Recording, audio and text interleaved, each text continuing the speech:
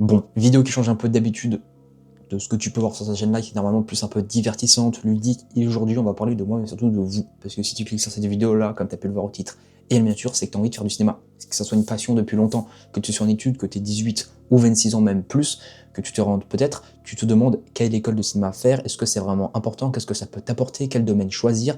Déjà, il faut savoir, la chose la plus importante, c'est quel domaine. Parce que le cinéma, c'est grand, il faut savoir, est-ce que tu vas être devant, est-ce que tu vas être plus au niveau du son, au niveau de l'image, au niveau de plein de choses différentes, ou alors est-ce que tu ne sais pas encore? Et c'est absolument ok, mais du coup, tu devras faire quelque chose de plus général. Moi, on va parler d'abord de moi, j'ai commencé avec un parcours assez, pas atypique, mais il n'y a pas non plus 90% des personnes qui sont dans le cinéma qui le font, et donc merci la France, c'est qu'on a des lycées en fait qui ont maintenant des spécialités. Donc pour les plus jeunes, vous le savez, si vous êtes des plus vieux, je vous explique rapidement, donc tu fais, c'est ce qui a remplacé pardon, les bacs S, les bacs ES, etc., où tu choisis deux matières. Début en seconde, trois matières, et ensuite deux matières en première et en terminale. Moi du coup j'avais maths et cinéma, parce que j'avais un lycée qui avait du coup cette option cinéma audiovisuel, je crois que c'était d'ailleurs le seul, non je crois qu'il y avait deux pardon, lycées dans tout le Grand Est, donc moi c'était à Strasbourg, et ça a apporté pardon, des choses assez intéressantes, puisque bah, dès du coup la première et la terminale, j'étais entre guillemets, je commence à graviter autour du cinéma. Évidemment, ce qu'on m'a appris, c'est des choses qui globalement j'ai appris en L1 ou en L2, mais j'avais déjà des notions pour du coup l'université que j'avais appris au lycée, donc c'est assez intéressant. Si jamais vous êtes au collège ou au début du lycée, posez-vous ces bonnes questions. Est-ce que ça peut être intéressant pour vous, peut-être, de faire directement un lycée qui vous spécialise déjà un peu autour du cinéma, parce que ça peut vous permettre déjà de savoir un peu l'histoire du cinéma et savoir si ça vous plaît, parce que vous allez avoir des petits TP. Évidemment, c'est pas des TP de fou, tu vas sortir des grosses caméras, mais ça m'a permis, moi, du coup, par exemple, de présenter pour le bac un de mes courts-métrages avec des personnes, avec un intervenant, Pierre Toussaint, qui fait du cinéma documentaire et pas mal d'interviews, etc. Donc ça pouvait être, pour moi, pour vous, je pense, quelque chose d'assez intéressant, en tout cas pour mettre un premier pied tranquillement. Bon, maintenant si tu vois ça évidemment, c'est que tu es déjà sûrement en licence, en master, ou alors que tu viens de finir ton lycée et que tu veux savoir est-ce que c'est vraiment utile de faire une école de cinéma, une université, etc. Déjà l'université, moi c'est ce que j'ai fait en licence, j'ai fini ma licence. L'année prochaine je commence une école de cinéma. Je vous parlerai après d'école de cinéma et de master. Déjà on va parler d'université.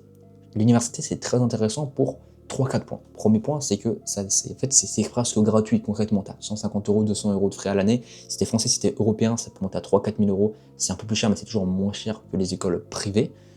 Après, évidemment, il y a des options de bourse. Évidemment, vous savez qu'il y a des gens qui peuvent gagner 6 000, 10 000 euros par mois selon les bourses, selon les APL et ensuite le Crous, etc. Donc, il y a quand même plein de choses qui peuvent être intéressantes pour vous sur les écoles privées. Ne vous arrêtez pas seulement au prix. Parce que, ok, vous avez le prix, si vous voyez que c'est 8 000, 9, 10, 11, 15 000 euros l'année, faites gaffe sur les 15 000 euros quand même, mais en général, c'est 8, 9 000 euros l'année. Posez-vous ensuite, comment est-ce que je peux financer ça? Et n'allez pas directement voir des banques, c'est un petit conseil que je vous donne. Allez voir déjà, est-ce que c'est possible au niveau du Crous, au niveau de plein de choses différentes, juste pour savoir combien ça pourrait vous faire d'argent par mois, entre guillemets, juste avec les APL, les Crous, etc., les primes étudiantes, avant d'aller démarcher une banque. Comme ça, vous pouvez savoir ce que ça peut vous permettre de faire. Peut-être faire des études dans une autre ville, déjà. C'est des bases, ça, mais bref, je vous les balance juste comme ça. Donc maintenant, l'université, c'est quoi? Ça va apporter euh, beaucoup de bases théoriques. La théorie, c'est extrêmement cool, mais la pratique, c'est mieux. Ne vous inquiétez pas, vous allez quand même faire des TP, de la pratique, etc. Après, ça dépend des formations que tu fais. Moi, j'ai fait une L1, L2 en art du spectacle, option cinématographique, et ensuite elle s'est renommée du coup, donc ma L3, pour cinéma audiovisuel. Donc il faut savoir quelque chose de très important, c'est que la théorie c'est extrêmement utile, mais ça dépend quel métier tu veux faire. Si tu veux faire entre guillemets caméraman, directement faire pour des pubs ou alors pour la télé, des choses comme ça, tu peux faire un BTS et ne pas directement faire une université. Parce qu'une université, tu vas avoir beaucoup plus de théorie, c'est plus pour les personnes, entre guillemets, soit qui veulent avoir plus, on va dire, euh, c'est pas forcément un esprit critique, mais c'est, enfin, si forcément tu te crées un esprit critique, mais de toute façon dans le cinéma tu te crées un esprit critique quelles que soient tes études, mais ça va plus être un fondement entre guillemets de tes études d'après. Parce que là, ça va vraiment être 2-3 ans où tu vas avoir certes de la pratique, mais après, ça sera de la pratique que tu vas devoir faire sur ton temps libre. Ça, je reviendrai juste dans 2 minutes. Mais surtout, ça va être des grosses connaissances de l'histoire du cinéma, des connaissances, des références, etc. Tu vas en manger. Et un peu philosophique aussi, mais pas que philosophique. Hein. Tu vas voir sur peut-être au niveau de la matière, comment écrire des scénarios. Tu vas vraiment apprendre le cinéma, mais sur sa composition, sur sa généralité, avant de pouvoir ensuite te former sur quelque chose de bien précis. C'est un peu l'école, on va dire, du cinéma, avant de faire une formation bien précise. Par exemple, il y a beaucoup de personnes qui font un G son sur des tournages, caméraman, réalisateur, scénariste, même des acteurs. Il y a pas mal de personnes, moi, qui étaient dans ma fac, qui voulaient faire acteur, mais qui avaient envie d'avoir des références, des connaissances pour aller sur un plateau et pour pouvoir avoir des discussions intéressantes avec les gens de l'équipe, ou aussi pour savoir un peu quand le réel leur dit ouais, tu dois jouer ceci, cela, ou est-ce que tu as vu ce film-là, qui fasse oui, j'ai vu ce film, je vois exactement ce que tu veux dire, et que c'est aussi t'es gros fan de cinéma. Donc pour ça, c'est assez intéressant, et ça vous permet aussi, comme vous l'entendez là, de vous faire des contacts. C'est plus dur, je vous cache pas, que faire des contacts à la fac qu'en école de cinéma, pour la simple et bonne raison qu'en fac, t'es 300, 400, 500 personnes. Après, t'es en TD où t'es 20 personnes, là, tu vas pouvoir te faire des potes. Mais globalement, c'est plus dur de se faire des potes quand il y a plus de personnes que quand t'es en classe avec 20-30 personnes comme au lycée, parce que tu finis l'année, tu connais tout le monde globalement. Après, oui, les amitiés, les choses comme ça. Mais bref, faites-vous des contacts aussi en licence. Moi, c'est un truc que je regrette, où j'aurais peut-être dû faire un peu plus. Après bon, mes études ne sont pas terminées, j'ai encore le temps. Mais du coup, la licence de cinéma, ça va être vraiment pour les gens qui ont envie de faire du cinéma, je trouve, mais qui ne savent pas encore exactement ce qu'ils veulent, exactement quel parcours faire, parce que c'est gratuit, ça te fait des contacts, ça permet de pouvoir aussi avoir un bac+2, bac+3, et pour faire ensuite une autre école qui va là être vraiment plus dans la spécialisation, si vous voulez. Donc ça peut être un master, ça peut être une école FEMIS, notamment, qui est accessible à partir d'un bac+2, donc tu peux déjà faire 2 années de licence, voir si ce que ça te plaît, et ensuite avant de tenter les grosses écoles publiques ou privées. Il faut savoir qu'évidemment, les écoles publiques en France, il y en a 2 qui sont incroyables, entre guillemets sur le papier, c'est la FEMIS et l'école des Frères Lumière. L'école du Lumière et la FEMIS, c'est très bien, mais maintenant aussi, ça dépend ce que vous voulez faire, ce que vous voulez sacrifier. Il y a aussi des bons et des mauvais retours, comme dans toutes les écoles privées. Les écoles publiques, il y a toujours des gens, ils ont des critiques parce qu'ils n'ont pas fait une très bonne expérience, ou pour plein de choses différentes, parce que c'est comme quelqu'un qui veut faire docteur et qui se rend compte qu'il veut finalement faire du sport, il va avoir un avis extrêmement négatif sur la formation, mais après, est-ce que il était le public concerné? Pas forcément. Aussi une question à vous posez quand vous voyez beaucoup de reviews sur internet, sur Google, sur TikTok, etc. Même moi, ce que je vous dis, c'est parce que j'ai toujours kiffé le cinéma, donc peut-être il y a des choses que j'ai dit qui vont être pas du tout objectifs, mais ça va être que ma subjectivité, j'essaie quand même de vous juger ça, donc c'est une grosse base, pardon, l'université. Après, est-ce que c'est utile, est-ce que c'est pas utile, ça dépend. Comme je le dis, si vraiment ton kiff, t'as pas envie de faire des études longues, tu veux directement filmer, tu peux te lancer directement, et pour ça, t'as un BTS, c'est 2 ans de formation qui sont directement plus pratiques, et à la fin des 2 ans, globalement, tu te lances sur le marché du travail. Voilà. Après, ça dépend aussi de ce que tu veux faire, parce que faire du cinéma, c'est bien, mais il y a des gens qui disent, je vais faire du cinéma, et qui se rendent compte que finalement, moi, j'ai pas envie de réfléchir ou de me bourrer la tête, entre guillemets, de trucs philosophiques, techniques, etc. Moi, j'ai envie de filmer juste avec mes potes, des choses comme ça, ou même de la pub et de me faire de l'argent. Là, concentre peut-être toi, pardon, plus vers la pub. Si toi, tu veux plus créer des moments sans forcément créer des grosses histoires, plus peut-être vers la télé, enfin, tu vois, faut se poser différentes questions. Et parce qu'en fait, plus tu t'y connais en cinéma, plus tu en apprends dessus, c'est comme tout, plus tu te rends compte, en fait, il y a plein de sous-métiers que tu ne connais pas forcément. Et donc ça va t'aider aussi en licence, tout simplement à l'université, c'est que tu as beaucoup d'intervenants qui viennent. Quand je te dis beaucoup, pas t'attendre non plus à 50 personnes par semaine, mais tu vas avoir 1, 2, 3 personnes par mois, tu vas pouvoir discuter, poser des questions, et souvent ils disent tous leur parcours. Moi j'avais ça à Strasbourg, l'intervenant venait raconter de son parcours. En quoi ça peut être intelligent pour toi, tu te rends compte déjà par quoi il est passé, par quelle étape. Tu te dis, ouais, c'est intéressant, il a fait ceci, il a fait ça. Et surtout, dans le cinéma et dans l'art, il n'y a pas de parcours type en fait. Il y a des mecs qui ont fait des BTS en un truc industriel qui n'avait rien à voir, ou en commerce, et puis qui ont reshifté, qui ont, t'entends, même pas fait d'études, t'entends, qui ont fait un BTS, t'entends, qui ont juste fait une licence un peu autour du cinéma, puis après se sont lancés directement. Enfin, t'as pas de parcours type dans le cinéma. Par contre, il y a quelque chose qu'il faut retenir absolument de 100% des personnes que j'ai vues. Donc, qui sont été intervenants, entre guillemets, donc globalement c'est des scénaristes, des producteurs ou des réalisateurs. Globalement, on n'a pas eu d'acteurs, je ne vous cache pas, je crois qu'on a eu 1 ou 2 acteurs, mais qui est seulement en TP, on n'a pas pu voir tout leur parcours.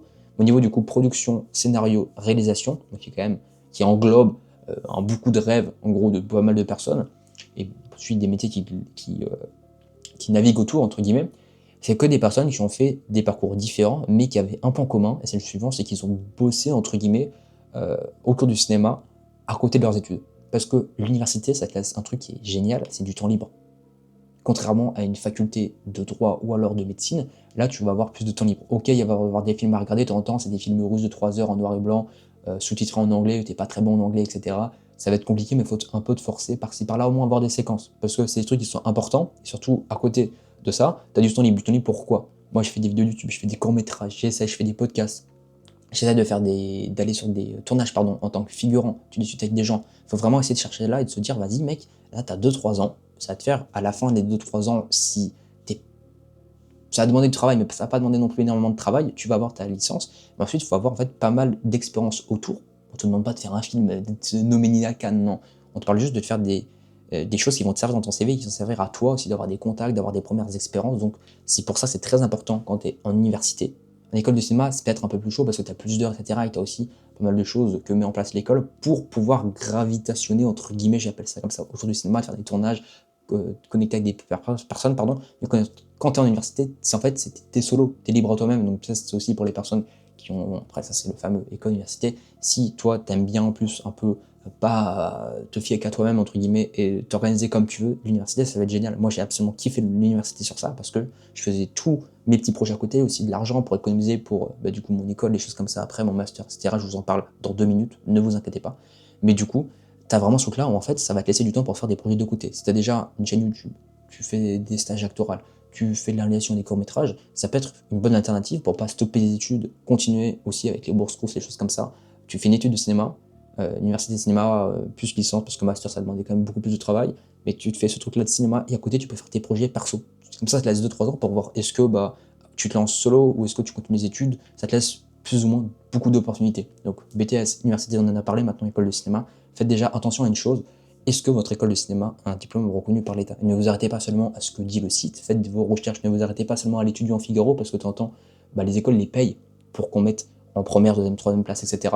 Après, si vous êtes dans le privé, vous avez quand même des choses comme Cinéfabrique, Cinécritis, l'ESRA, pardon, ou j'ai oublié comment elle s'appelle, elle est aussi extrêmement connue, c'est un peu même style que l'ESRA, mais il y a 4-5 écoles comme ça qui sont qui reviennent en fait en boucle, et quand vous voyez les écoles reviennent en boucle, que oui, certes, il y a des avis qui sont négatifs, des avis qui sont positifs, foncez.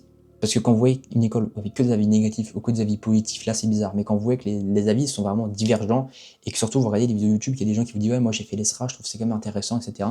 Des gens qui sont encore dans le cinéma aujourd'hui qui vous disent que l'ESRA, ça a servi pour l'exemple, ou alors d'autres écoles, ça les a servi pour ce qu'ils en sont aujourd'hui, notez-le dans votre tête. Moi, je faisais un petit truc mémo. Chaque fois que je voyais des scénarios, des choses comme ça, je notais. Et après, je fait un truc et je me suis rendu compte que moi, dans mon cadre et dans ce que je voulais faire, donc ne prenez pas ce que je dis comme quelque chose de objectif, hein. C'est vraiment ma subjectivité. Je me suis dit, ok, on va faire l'ESRA. Pour plusieurs raisons que je débattrai pas maintenant, et j'ai pas envie non plus de les survendre. J'attendrai de faire une première année, de faire quelques mois, peut-être je vous referai une deuxième vidéo dessus, un peu en mode review. Mais pour moi, de ce que je voulais faire, c'était très intéressant de faire l'ESRA. Ensuite, comme dit, il y a des financements, comme je l'ai dit en première partie de vidéo. Et ensuite, je trouve encore pour moi que faire un master en école de cinéma, c'est 10 fois plus utile que faire une licence. Pourquoi? Parce qu'en fait, dans la licence, dans la première année, dans tous les cas, que tu fasses une école de cinéma, une formation, même un BTS, je crois que le BTS, il y a aussi ce truc-là où la première année, en fait, dans n'importe quelle étude que tu fais, ça va être un truc très très très général avec de la théorie. Parce que c'est trop cool la pratique, mais si tu peux faire de la pratique si tu ne connais pas les trucs de base, les règles de base. Donc si finalement tu vas payer une année, si tu vas dans le privé, où finalement tu vas pas faire on va pas t'apprendre des trucs de malade non plus. Après, si vraiment tu viens te rejeter dans le cinéma, tu connais que dalle, ça va t'apprendre des choses sur le cinéma muet, le cinéma contemporain, le cinéma classique, etc. Deleuze, enfin des choses comme ça, même la philosophie du cinéma, ça va t'en apprendre. Mais ce que je veux dire, c'est que la première année, elle va sûrement peut-être un peu t'ennuyer. Et c'est ça la première année qui m'a un peu saoulé, parce que c'était trop, bon d'accord, ok, d'accord, la théorie, des trucs comme ça, ok, d'accord, l'histoire, j'ai déjà appris depuis 2 ans avant au lycée, ça m'a saoulé. Alors que la deuxième et la troisième année en licence, en fait, tu commences à plus te focaliser sur les petits détails, à plus apprendre vraiment à manier une caméra, à manier de l'hors-champ, à faire des vrais scénarios, à écrire, etc. Et c'est presque pareil avec les potes que j'ai pu discuter et avec les reviews que j'ai pu voir sur YouTube, sur TikTok, etc. dans les deuxième et troisième années en école privée. Donc déjà, il faut savoir un truc, c'est la première année, il faut s'accrocher, parce que tu dois passer par ce que tout le monde passe, donc c'est-à-dire par les bases qui sont chiantes, mais il faut les savoir, c'est comme ça. Bon, c'est pas chiant non plus, extrêmement chiant, mais c'est plus embêtant, on va dire. C'est pas ce qui va te faire le plus kiffer pour la plupart des personnes. Voilà. Je t'en fais pas une généralité, mais c'est quand même quelque chose qui revient pas mal de fois. Donc déjà, c'est une chose qu'il faut savoir, c'est que les 3 années, si jamais tu te rends vers une école privée, les 3 années que tu vas payer, la première déjà, tu vas payer, mais tu vas pas forcément voir le retour sur investissement, entre guillemets. Après, il y a une chose qui est géniale encore, c'est comme sur l'université, tu fais tes projets à côté, là, quand tu es en école privée, généralement, tu as accès à plus de matériel qui, ça je vous le dis, c'est 10-15 fois meilleur que la fac. La fac, t'as presque pas de matériel. Tu galères, hein. Là, je vous préviens, à Strasbourg, encore, je sais on est quand même dans le milieu des bonnes facs. C'est pas la fac qui n'a que dalle comme matos. Là, on avait quelques matos, mais franchement, je vous cache pas que c'était vraiment très très compliqué de faire des courts-métrages. J'ai même filmé avec une caméra que j'avais acheté à 1000 euros, un vieux Fujifilm X-M5. pour ceux qui connaissent. Avant ça, on avait un Lumix G7 et un Lumix G5 qui date vraiment de la guerre froide, le bordel. Enfin, c'est une bonne caméra, tu peux faire des petits courts-métrages, mais au bout d'un moment, surtout quand tu finis par ton court-métrage de fin licence, que tu as noté que c'est 10 minutes, etc., qui te prend une semaine à tourner, 2 semaines, un G5, ça suffit pas. Donc ça, c'est un gros truc à se prendre en compte aussi. Si vous voulez avoir plus de matériel dans vos libertés, entre guillemets, parce que c'est comme toute la liberté, c'est le monde capitaliste, ça dépend aussi de l'argent. Si vous allez dans une école du coup privée, vous pouvez avoir le matériel. Et ça, c'est aussi génial. Après, faites bien gaffe. Faire les studios, etc., vous avez plus de possibilités de créer sur des courts-métrages, plus facilement, entre guillemets, que quand tu es à l'université. C'est aussi des choses qui vont vous poser. Évidemment, si toi, t'as pas envie tu veux juste écrire, tu veux pas réaliser, tu t'en fous, tu peux très bien faire une université.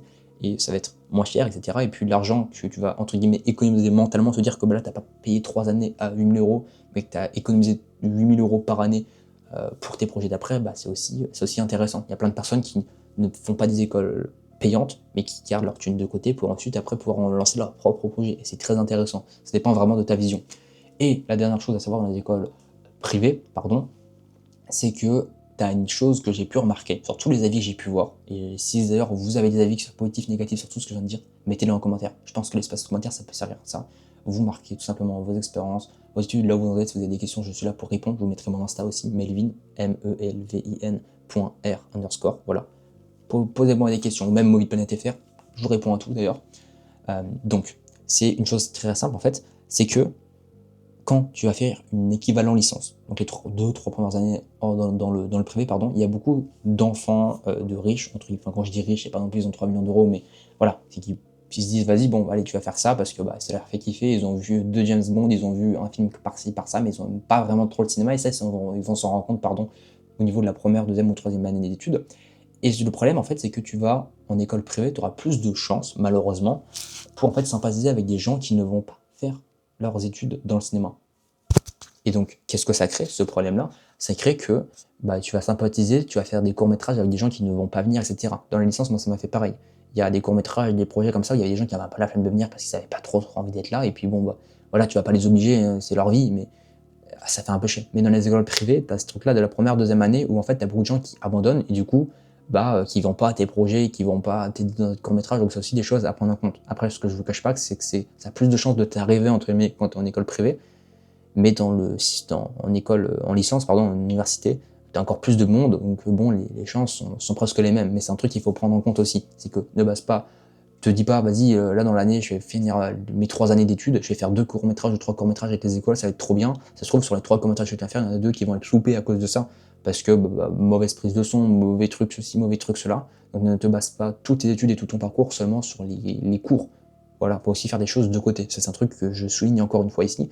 Après, je suis personne, je suis pas un réalisateur, je suis pas un acteur, mais je fais des petits trucs à côté, et ce que je me rends compte, c'est que mon parcours est autant intéressant et autant propre à moi, de par les études et de par ce que je ne fais pas en études, mais ce que je fais de côté, qui montre aussi un moment, entre guillemets, ta vivacité d'esprit et de ton envie vraiment de le faire. Et c'est un truc qui va pouvoir aussi t'aider dans tes prochains projets, peut-être des rôles, ou alors dans ton master après.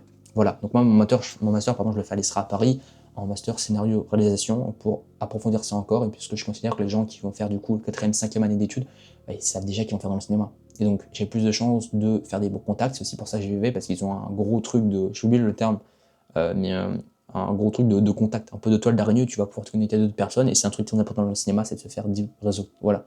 C'est un peu toute mon expérience, tout ce que j'ai pu dire, ça va durer 20 minutes cette vidéo, j'espère que ça vous en a apporté. Marquez en commentaire vos parcours, vos idées, je peux essayer de répondre à vos questions, et essayer de répondre aussi peut-être aux réponses dans ces commentaires-là. Faites vos vidéos sur Parcoursup, sur mon master, mais surtout, décidez un truc qui vous est propre seulement à vous. Et je rappelle que l'âge d'orientation en France, c'est 26 ans. Donc si tu es entre 18 et 26 ans, même plus, tu es dans la moyenne. Ne t'inquiète pas, tu peux te réorienter, tu as encore le temps, et surtout, il faut faire quelque chose qui te plaît.